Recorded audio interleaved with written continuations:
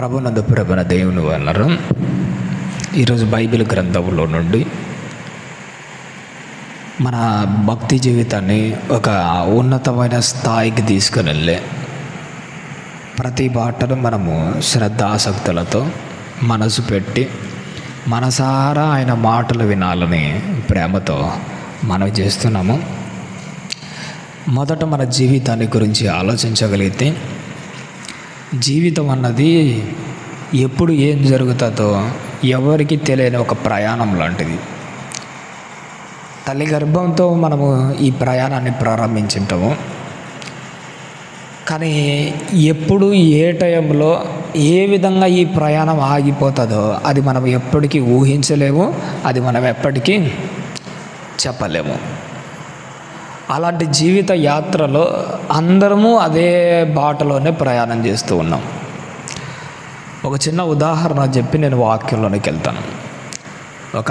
సుమారుగా ఒక 10-20 రోజుల క్రిందట అనుకుంటాను, మన మధ్యకు అనిల్ అన్న గారు వస్తారు చూసిండ్రా. వాళ్ళ స్కూల్లో ఒక స్టూడెంట్, ఒక అబ్బాయి ఉన్నాడు. ఆ స్టూడెంట్ వాళ్ళ అబ్బాయి వాళ్ళ నాన్నకు 2 రోజుల నుంచి గుండెల్లో గట్టిగా పట్టేస్తున్నదట, గుండెల్లో పెయిన్ వస్తున్నదట. ఏం కాదులే అనుకుంటున్నాడు. పరిస్థితి రోజు రోజుకు ఎక్కువ అయిపోతుంది.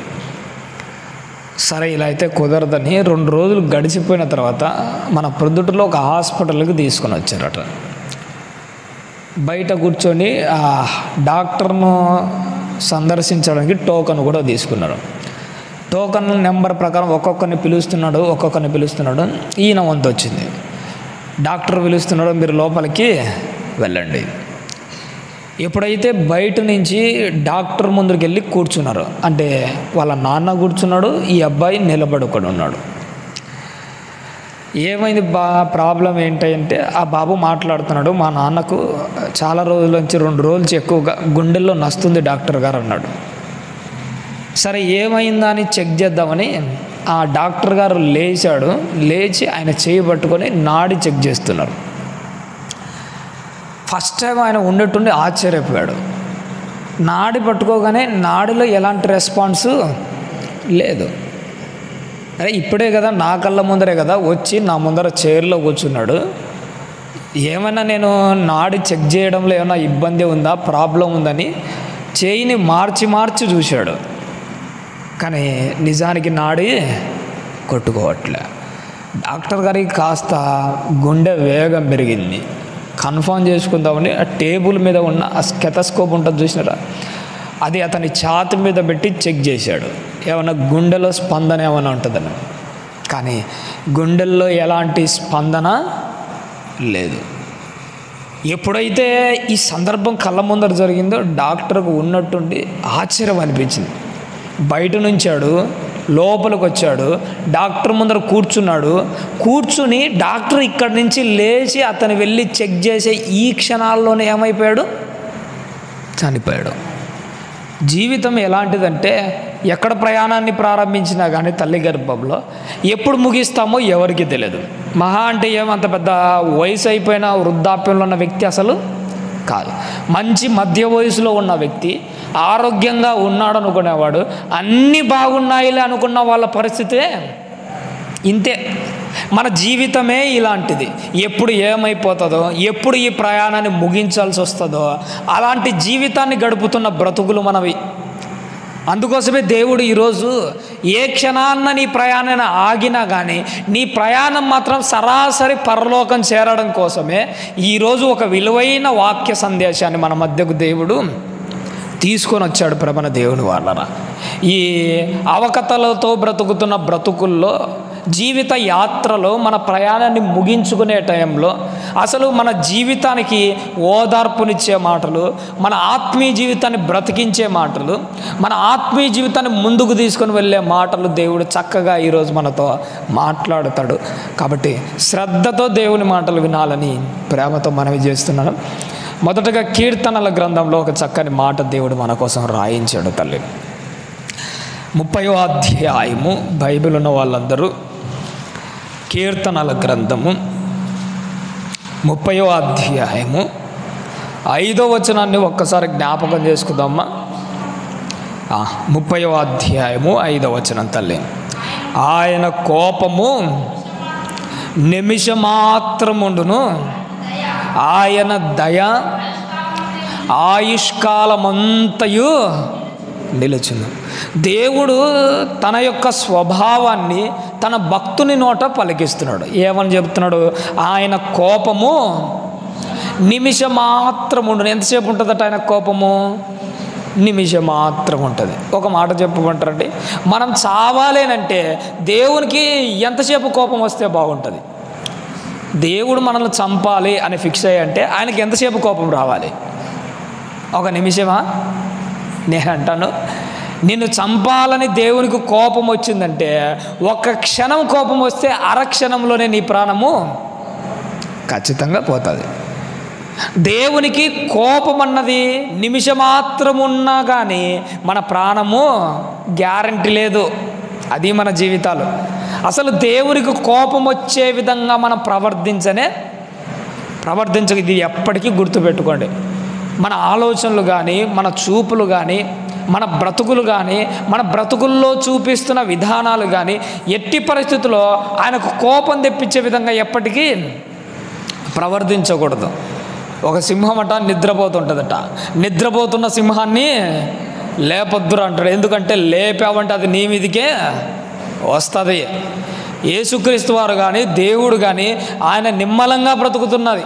వాళ్ళేదో శాంతమూర్తులుగా కనపడుతుంటారు. కానీ నిద్రపోతున్న వాళ్ళను మాత్రము, అంటే ఏది శాంతముగా ఉంటున్న వాళ్ళను మాత్రం మనం ఎప్పటికీ మన చేష్టల ద్వారా లేపకూడదు. నిద్రపోతున్న సింహాన్ని లేపితే అది మన మీద పడినట్టు శాంతముగా ఉన్న ప్రభువును మన చేష్టల ద్వారా లేపామంటే ఆయనకు నిమిషమాత్రము కోపం వచ్చినా ఒక్క క్షణంలోనే మన ప్రాణాలు ఖచ్చితంగా పోతాయి. అందుకే దేవుని కోపం ఎలాంటిదంటే నిమిషం మాత్రమే ఉంటుంది. కానీ ఆయన దయ గురించి మాట్లాడుతూ ఆయన దయ ఆయుష్కాలం అంతయు ఉంటుంది. ఈ రెండిట్లో నువ్వు సంపాదించుకోవాల్సింది ఏంటో తెలుసా? దయ. ఒకానొక టైంలో మరియమ్మ గారి జీవితం, అంటే యేసుక్రీస్తు వారి తల్లి అయిన మరియమ్మ గారి జీవితం అంత గొప్ప స్థాయికి వెళ్ళడానికి కారణం ఏంటంటే దేవుడు ఆమె పట్ల ఏం చూపించాడు? దయ చూపించాడు. అందుకోసమే ఈరోజు ప్రపంచ చరిత్ర బ్రతికి ఉన్నంత కాలము మరియమ్మ గారిని ఎందుకు తలపోసుకుంటున్నారు ప్రపంచమంతా? కేవలం ఏంటంటే దేవుడు ఆమె మీద ఏం చూపించాడు? దయ చూపించాడు. దేవుని దగ్గర నుంచి నువ్వు నేను సంపాదించుకోవాల్సింది మొట్టమొదట, దేవా నాకు ఈ అవసరం ఉంది ప్రభువా, ఇది ఇవ్వు ప్రభువా, ఇది కాదు. దేవా నాకు బిడ్డలు లేరయ్యా, బిడ్డలు ఇవ్వు ప్రభువా. దేవా నాకు ఇదయ్యా అదయ్యా నువ్వు ప్రార్థన చేయాల్సిన అవసరం లేదు. నువ్వు సంపాదించుకోవాల్సింది ఏంటంటే దయ సంపాదించుకోవాలి. యేసుక్రీస్తు వారి తల్లి అయిన మరియా ఏ రోజైనా కానీ ప్రభువా నాకు పిల్లలు కావాలని మొరపెట్టుకున్నదా? లేదు. ఆమె ఏం సంపాదించుకుంది? మొట్టమొదట దేవుని దగ్గర నుంచి దయ సంపాదించుకుంది. దయ సంపాదించుకున్న వాళ్ళకి అందరికీ అన్నీ ఆటోమేటిక్గా సమయానుకూలంగా అలా జరుగుతూ వస్తాయి. ఖచ్చితంగా యేసుక్రీస్తు వారు పుట్టిన తర్వాత మరియమ్మ గారు మళ్ళీ ఏమైనా ప్రార్థన చేశారు నాకు పిల్లలు కావాలని? అలాంటిది ఏమైనా కనపడుతుంటుందా? లేదు. చూసారా? మొదట నువ్వు దయను సంపాదించుకో. దయను సంపాదించుకున్న తర్వాత ఏమి కావాలో ఆయా సమయానికి దేవుడు ఖచ్చితంగా నీకు దయచేస్తాడు. కాబట్టి ప్రేమ దేవుని వారలారా, దేవునికి కోపం వస్తే నిమిషం మాత్రం ఉంటుంది. అదే ఆయన దయ పుట్టిందనుకో జీవితకాలం అంతయు దయ చూపిస్తూనే ఉంటాడు. కింద కూడా ఒక మంచి మాట రాయబడింది, అది ఒక్కటిసారి చూద్దాం. ఒకవేళ సాయంకాలమున ఏడుపు వచ్చి రాత్రంతా ఉండినను ఉదయం కలుగుతుంది. ఆ ఉదయాన నీకేం కలుగుతుందట? సంతోషం కలుగుతుంది. రాత్రంతా ఒకవేళ నీకు బాధ ఉంటుంది. ఎందుకంటే సమస్యలు వచ్చినా, కష్టాలు వచ్చినా, బాధలు వచ్చినా కానీ ఎప్పుడు మనం కూర్చొని ఆలోచన చేస్తుంటాము? ఆ రోజు రాత్రికి మనకు సక్రమంగా నిద్ర కూడా రాదు. వేదన పడిపోతుంటాం, కుమిలిపోతుంటాం. ఎక్కడ లేని కష్టం ఇప్పుడే వచ్చి పడింది ఏమిట్రా అని నలిగిపోతుంటాం. ఒక్కొక్కసారి ఆ వేదనలో కొంతమంది నేను గమనిస్తుంటాను, మనకు వచ్చిన కష్టాలను బట్టి, మనం పడుతున్న బాధలను బట్టి నిద్రలో ఉన్నప్పుడు కూడా ఏడ్చే వాళ్ళు చాలామంది ఉన్నారు. కొంతమంది నేను గమనిస్తుంటానమ్మా. మెలకువలో ఏడ్చే వాళ్ళు ఉంటే వాళ్ళు పడే వేదన బట్టి, వాళ్ళు పడుతున్న బాధను బట్టి నిద్రలో కూడా కన్నీళ్ళు జారిపోయే పరిస్థితులు ఎంతోమందికి కనబడుతుంటాయి. ఈరోజు దేవుడు నీతో నాతో మాట్లాడుతున్నాడు. ఒకవేళ ఇలాంటి వేదనతో నువ్వు ఉన్నావా, రాత్రంతా వేదన ఉన్నా కానీ రేపు తెల్లారుతుంది. ఏ కళ్ళ నుంచి అయితే కన్నీళ్ళు జారువాలయ్యో అదే మోముపై నోట నవ్వు పుడుతుంది, సంతోషము కలుగుతుంది. ఎందుకు కలుగుతుందంటే విశ్వాసులకు రోజు మారడం కాదు, దేవుడు చెబుతున్నాడు తెల్లవారగానే నీ పరిస్థితి కూడా ఖచ్చితంగా మారుతుంది. ఎవరికి? విశ్వాసులకు మాత్రమే ఇది జరుగుతుంది. ఖచ్చితంగా ఇది నెరవేరుతుంది. రాత్రంతా నువ్వు వేదన పడినా, రాత్రంతా కుమిలిపోయినా, రాత్రంతా కన్నీళ్లు కాల్సినా కానీ దేవుడు నీతో చెబుతున్న వాగ్దానం ఏంటంటే రేపు తెల్లారుతుంది, నీ జీవితం బాగుపడుతుంది. రేపు తెల్లారుతుంది, నీ ముఖంలో ఆనందం కనపడుతుంది. రేపు తెల్లాడిపోతుంది, నీ జీవితం హ్యాపీగా ఉంటుంది ఖచ్చితంగా. బైబిల్ గ్రంథంలో ఒక సందర్భము రాయబడి ఉంటుంది. ఒకానొక టైంలో యాకోబు గారిని హేరోదు అనే ఆ రాజు ఏం చేస్తాడో తెలుసా? ఖడ్గముతో నరికించేస్తాడు. అందరితో యాకోబు గారి జీవితం ఏమవుతుందంటే చరమాంక దశలో ముగింపు స్థాయికి వెళ్ళిపోతుంది. ఇలా చంపడము యూదులకు చాలా ఇష్టమని నెక్స్ట్ ఎవరిని బంధించింటాడు? నెక్స్ట్ పేతురు గారిని పట్టుకొని వచ్చింటాడు. రాత్రి పేతురు గారిని పట్టుకొని వచ్చి అప్పుడు ఒక పండగ రోజులు రావడంతో కాస్త గ్యాప్ ఇస్తాడు. పండగ అయిపోయిన మరుక్షణమే పేతురు గారిని కూడా ఏం చేయాలనుకుంటాడు? యాకోబుకి ఎలాంటి గతి అయితే పట్టిందో పేతురు గారిని కూడా అలానే చంపించాలనుకుంటాడు. ఆ రోజు రానే వచ్చింది. ఒకవైపు పేతురు గారి జీవితము ప్రాణాపాయ పరిస్థితుల్లో బ్రతుకా చావా అన్న సిచ్యువేషన్లో ఉన్నప్పుడు సంఘమంతా ఆయన కోసం ఎలా ప్రార్థన చేస్తుందట. ఒకసారి అపోస్తల కార్యములు ఒకసారి చూద్దాము తల్లి. బైబిల్ ఉన్న వాళ్ళందరూ అపోస్తల కార్యములు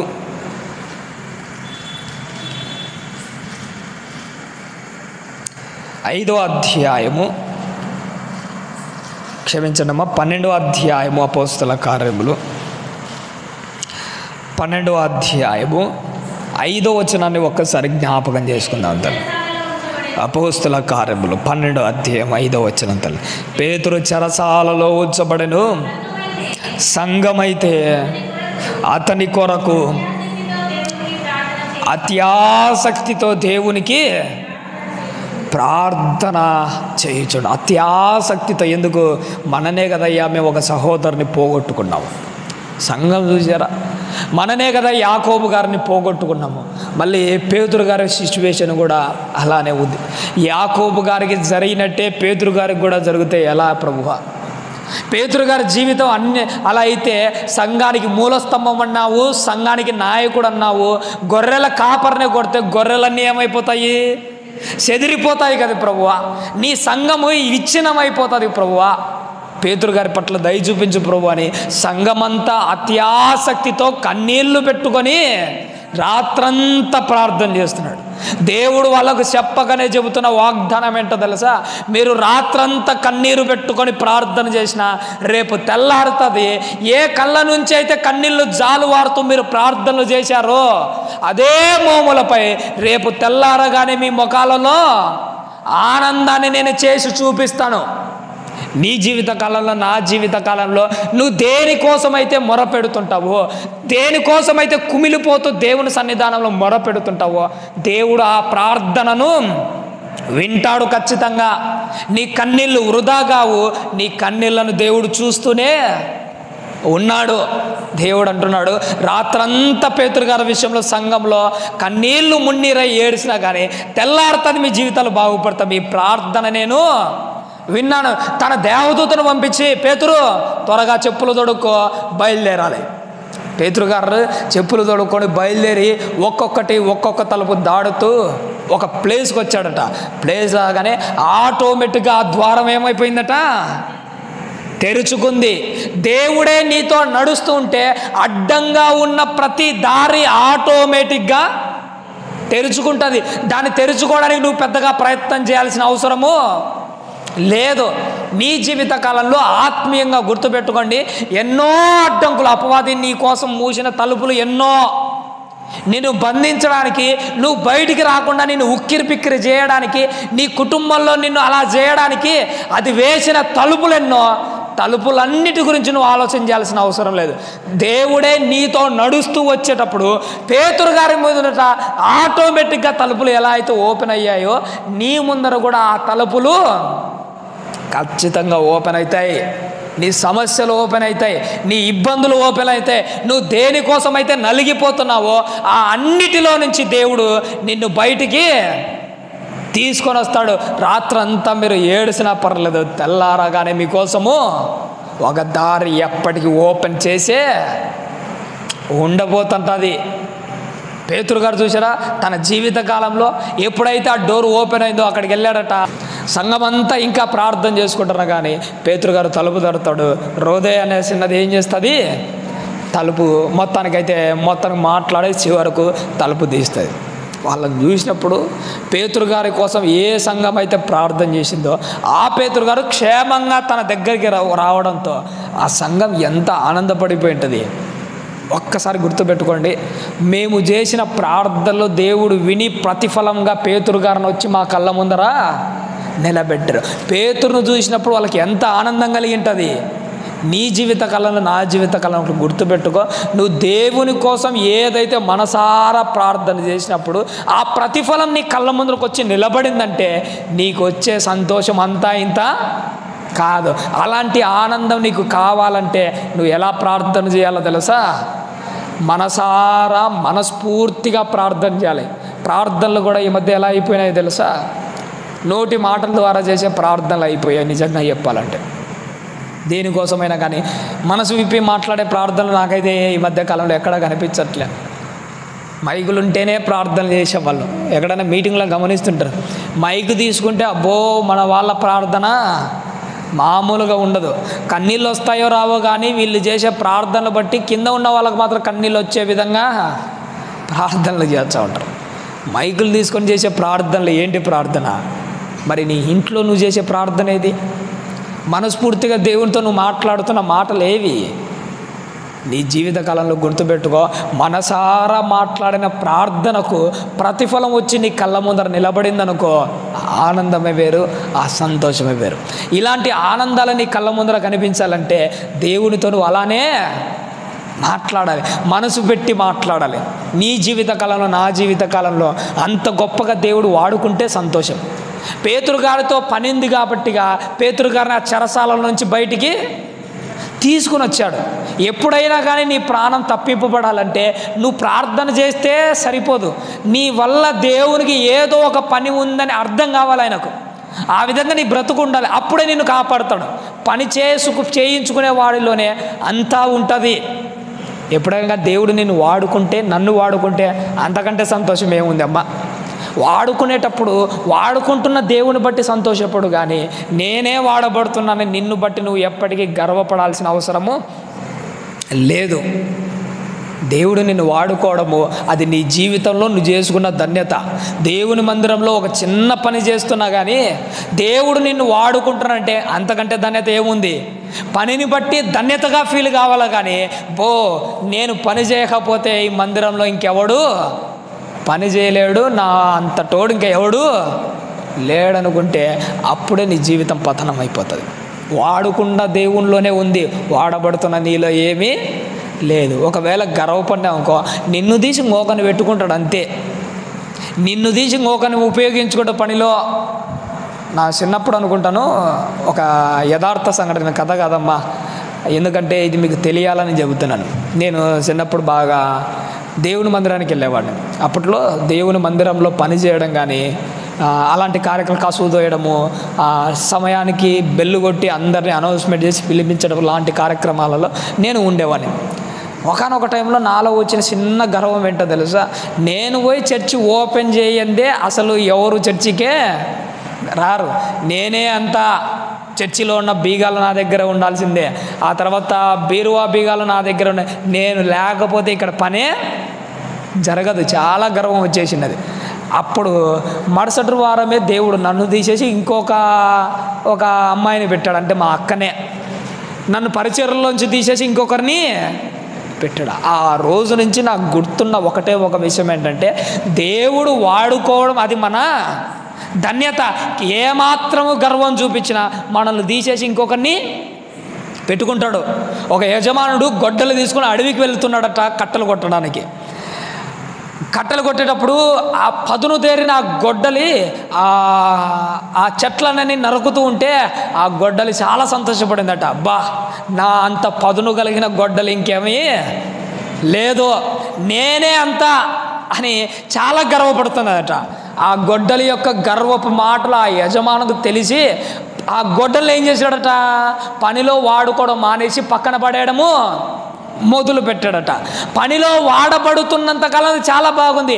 ఎప్పుడైతే ఆ గొడ్డల్ని పక్కన పడేశాడో అది తుప్పు పట్టడము ప్రారంభమైంది. నీ జీవిత కాలంలో ఒకటి గుర్తుపెట్టుకో, పనిలో ఉన్నంత వరకే నీకు విలువ. ఎప్పుడైతే నేను పనిలో పెట్టుకోకుండా పక్కన పడేశాడో గొడ్డలి తుప్పు పట్టిపోయినట్టు నువ్వు కూడా తుప్పు పట్టిపోతావు. దేవుడు వాడుకుంటేనే నీకు విలువ.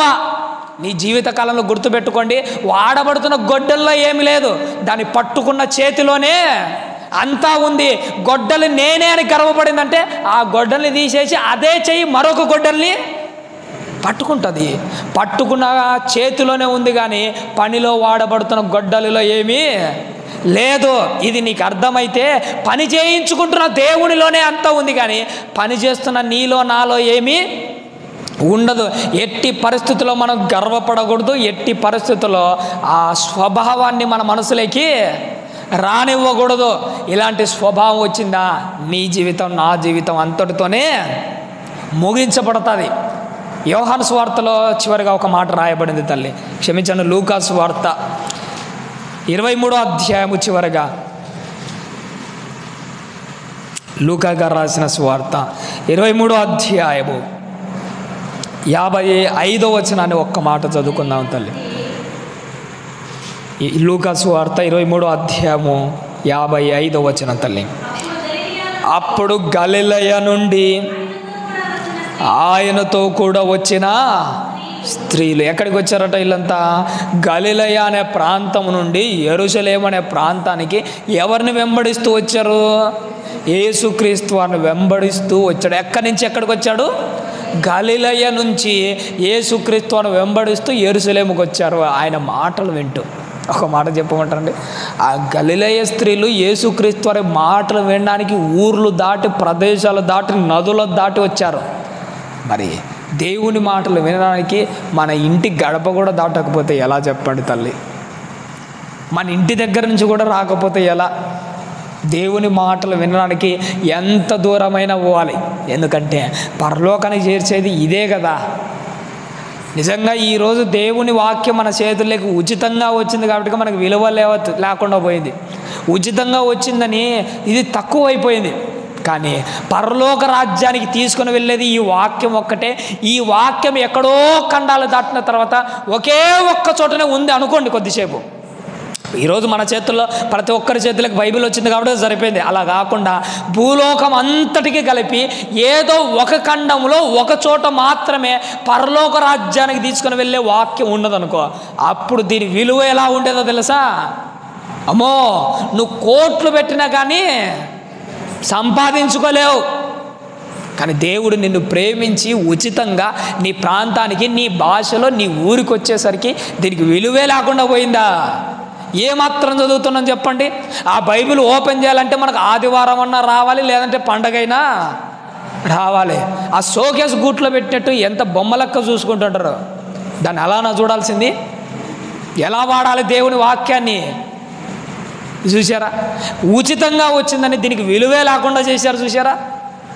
లేదు ప్రమణ దేవుని వాళ్ళు విలువైనది వాక్యం, పరలోక రాజ్యానికి చేర్చేది వాక్యం. వాళ్ళు దేవుడి మాటలు వినడానికి గలిలయ ప్రాంతం నుంచి యేసుక్రీస్తు వారు వెంట వచ్చారు. ఆ రోజు యేసుక్రీస్తు అని సిలువ వేసి చంపేశారట.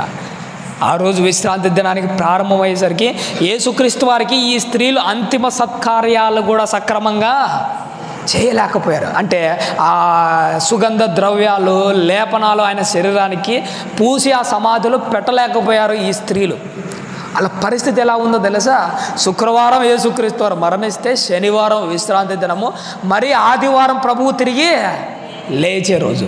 ఈరోజు శనివారం అయిపోయే లోపు వాళ్ళ పరిస్థితి ఎలా ఉన్నదట? ఆ స్త్రీలు, మనకు తెలిసిన స్త్రీ మగ్దలేనే మరియా, వేకుజామునే ఎందుకు ఆ సమాధి దగ్గరికి వెళ్ళింది? ఆమె వేదన ఏంటో తెలుసా? అయ్యో, ప్రభు చనిపోతే ప్రభువుకు ఆఖరి సత్కార్యాలు కూడా సక్రమంగా చేయలేకపోయానే, ప్రభుకి సుగంధ ద్రవ్యాలు పూయలేకపోయానే, మధ్యలో ఈ అడ్డముగా ఈ విశ్రాంతి దినం ఒకటి వచ్చిపడిందని ఎంత కుమిలిపోయి ఉంటుంది. దేవుని పని చేయడానికి అవకాశం లేక అడ్డుపడిన పరిస్థితులను బట్టి మగ్దలేనే మరియా ఆ విశ్రాంతి దినాన్ని తలుసుకొని ఎంత కుమిలిపోయి ఉంటుంది. అయ్యో, ఇలాంటి రోజు ఒకటి రాకపోయింటే నా ప్రభువుకు ఈ లేపనాలు, ఈ సుగంధ ద్రవ్యాలు పట్టించి ఎంత బాగా చూసుకునేవాడిని. ఆ రోజంతా మగ్దలేని మరి నిద్ర వచ్చింటుందా? ఎప్పుడెప్పుడు ఈరోజు దాటిపోతుందా, మరుస రోజు ఎప్పుడు తెల్లాడుతుందా అని రాత్రంతా కుమిలిపోయి ఎంత ఏడిచింటుంది ఆ తల్లి. ఆ తల్లి పడిన వేదన ఎలా ఉండింటుంది.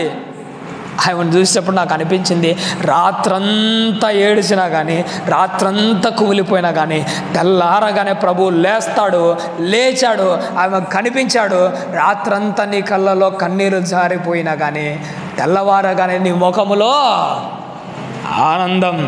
ఒక మగ్దలేనే మరియ జీవితంలోనే కాదు, మన జీవితాల్లో కూడా ఇలాంటి సంఘటనలు జరుగుతాయి తల్లి.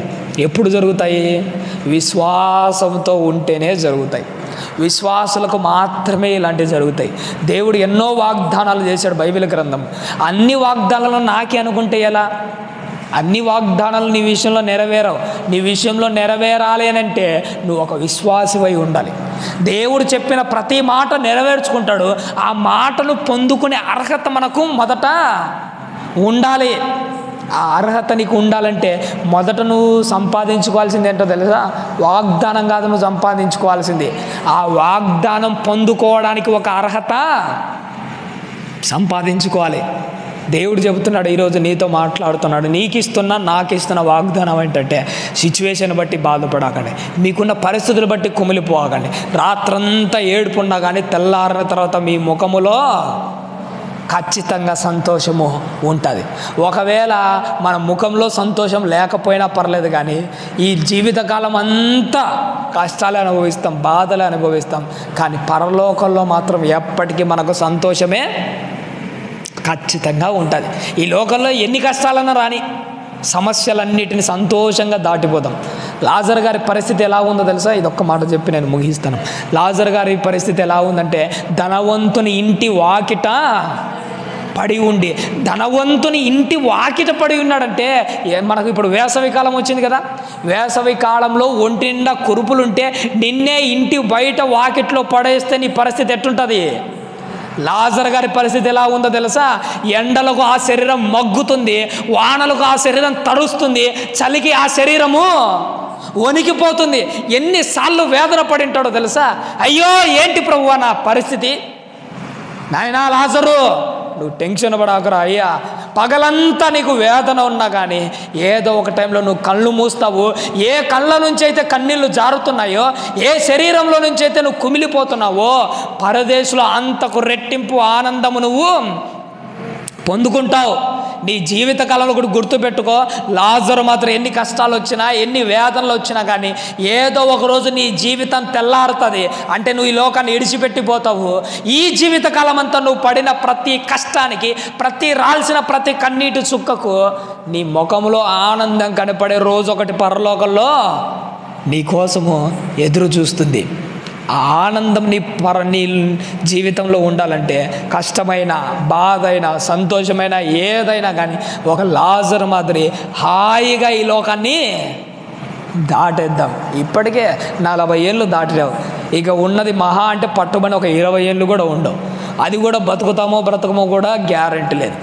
ఇన్నేళ్ళు దాటుకుంటూ వచ్చావు కదా, ఇంకా కాస్త గట్టిగా దాటలేవా నీ జీవితకాలాన్ని? కష్టాలు, బాధలు రాకుండా ఏం పో. ఒకవేళ దేవుళ్ళకి వచ్చినా వస్తాయి, లోకంలో ఉన్నా వస్తాయి. లోకంలో ఉన్నప్పుడు, దేవుళ్ళలో ఉన్నప్పుడు రెండిట్లో అదే కదా జరుగుతున్నది. కష్టాలు వచ్చాయని, బాధలు వచ్చాయని, కన్నీళ్ళు ఉన్నాయని, రాత్రంతా ఈ వేదన ఉందని తగ్గిపోవట్లేదు, నువ్వేం బాధపడాకు. అన్నిటికీ సమాధానంగా దేవుని దగ్గర ఒక ఆనందభరితమైన జీవితం నీకోసం, నా కోసం దేవుడు సిద్ధపరిచాడు. అలాంటి గొప్ప విలువైన జీవితం కోసం ఎదురు చూస్తారని ఆశపడుతూ ఓపికతో విన్నందుకు మీకు అందరికీ నా నిండు మనసుతో వందనాలు తెలియజేస్తూ ఈ నా మాటలు ముగిస్తున్నాను.